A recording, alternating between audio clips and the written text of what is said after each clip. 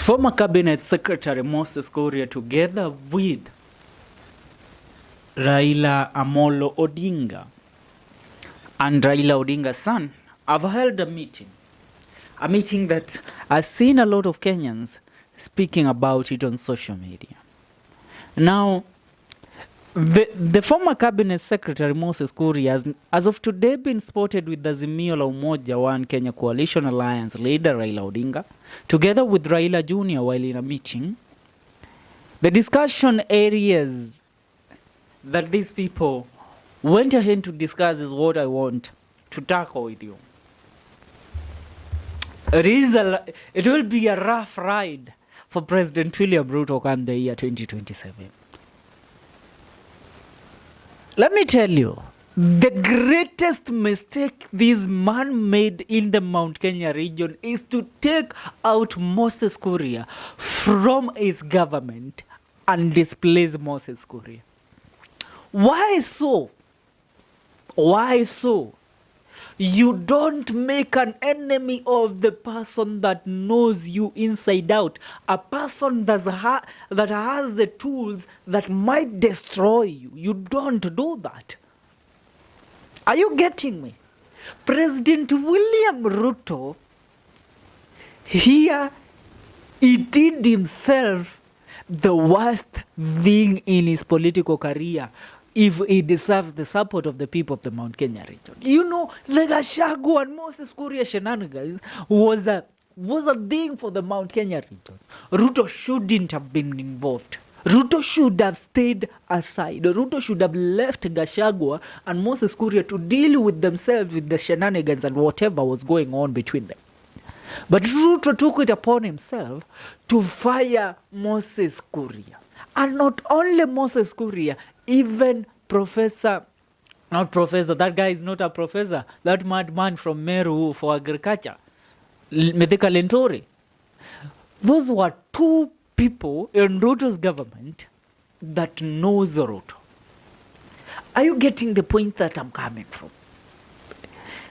Moses Kuria was on the table 2018 planning on how to dethrone President Uhuru Kenyatta after they had an handshake with Raila Odinga so that they will make Ruto the president of the country, of Kenya. The meeting was held in Naivasha at Honorable Jane Kihara's home. That's where they crafted the whole ideology of hustler narrative, Mama Mboga, wheelbarrow, and whatever nonsense they got their votes from. But those people that were there, Moses Kuria was one of the masterminds. And let me tell you, Kuria and Ruto, these are men that are also cut from the same cloth. And they share so much deep secrets. You know what? Right now, you cannot allow somebody that, let me say I'm a CEO in a company. My assistant works with me, sees me draft every move and every business plan, trying to bring up ideologies that will make a successful business. And then I allow my assistant to be hired by my competitor to work for them. That means I have given out all my ideas. Are you getting me? So Kuria met with Raila Odinga and Raila Odinga Jr. Tell me what they were going to speak about. Right now, Raila Odinga is in government, but he is always in government crafting a move to be against that government. So he wants to choke William Ruto. He wants to hold William Ruto by the balls.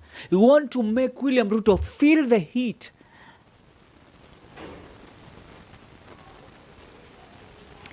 Kuria knows Ruto. Kuria knows every move of Ruto. Kuria has been in the battlefront.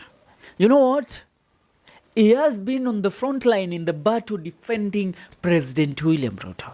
But Ruto did not consider that over 10 years of loyalty that Kuria has dedicated to him.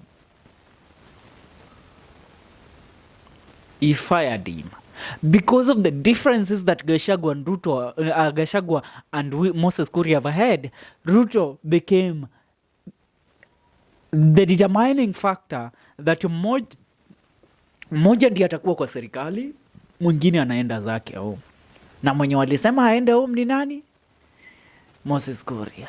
The greatest mistake of your political career, Mr. President. This man will rise up as a phoenix to be, when they forge up an opposition, this opposition will be one of, let me tell you, students of Raila Odinga in politics are the greatest politicians that has ever risen in this country. Ruto is a student for Moi. But when it comes to opposition, you can see akina Babu, You can see people like Kajwang. Those who are battlefront soldiers. We can see people like James Orengo. These are brothers that they have fought together. Moses Kuria is like a son to Raila Odinga. Raila Odinga paid for Moses Kuria's school fees. Raila Odinga has done a lot for Moses Kuria. Although Kuria has been on, it's politics. And politics is a dirty game. You have to play dirty sometimes and taint other people's names so that people will really associate with you. And Kuria has always done that. Now, he has taken his experience in government and his secrets for Ruto and Gachagua regime to Raila Odinga's table and the opposition. And now it seems that a coalition might arise. And this coalition will involve Kalonzo, Moses Kuria, and other opposition leaders from the Mount Kenya region. That includes like Jeremiah Kioni. That includes people like Honorable Sabina Chege. That includes some members of parliament that don't support the agenda of intimidation against Rigathi Gachagua, because also the government has been against Rigathi Gachagua for some time. So now, when Moses Kuria is brought to the table, he comes with a lot of new things to offer, which might be a determining factor for the 2027 politics. Ruto must reconsider. Either he hires Moses Kuria in his government or allows Moses Kuria to become a free agent. And let me tell you, that free agent will be a devil agent. That man has a lot of secret from the government. You don't let me tell you,